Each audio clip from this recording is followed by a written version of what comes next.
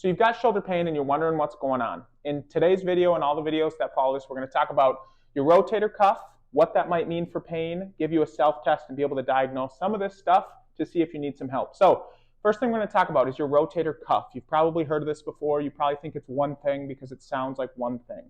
The rotator cuff is actually made up of 4 different muscles, and we're going to be looking at this model here in order to see those muscles. So talking about these 4 muscles making up the cuff of the shoulder, these 4 muscles join on the outside of the shoulder, which makes up the stability when you reach overhead, when you do all the activities you want to do.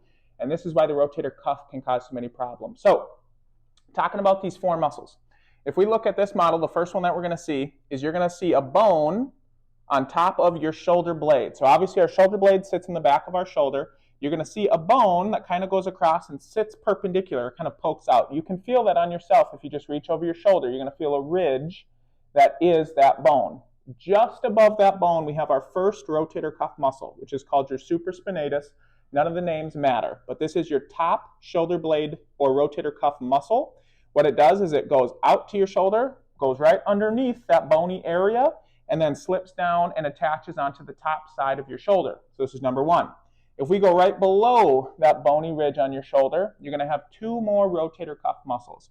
This is your infraspinatus and your teres minor. Again, don't really matter for names, but what both of these muscles do is they attach onto that lower part of your shoulder blade, below that bone. They go out and they actually both attach on the back side of your shoulder, creating that other kind of backside half of your rotator cuff, right?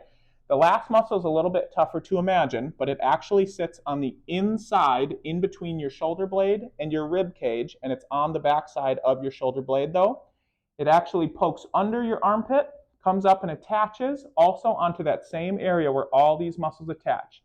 As you can tell, even thinking about this rotator cuff comes out. It's a conglomerate of multiple muscles that create stability, which is why it's so important. So now that you know a little bit more about the rotator cuff anatomy, in the future videos, we're going to talk about some self-tests that you can do in order to see if you have some rotator cuff pain. We're going to talk about some mid-back strength that's going to help give the rotator cuff stability.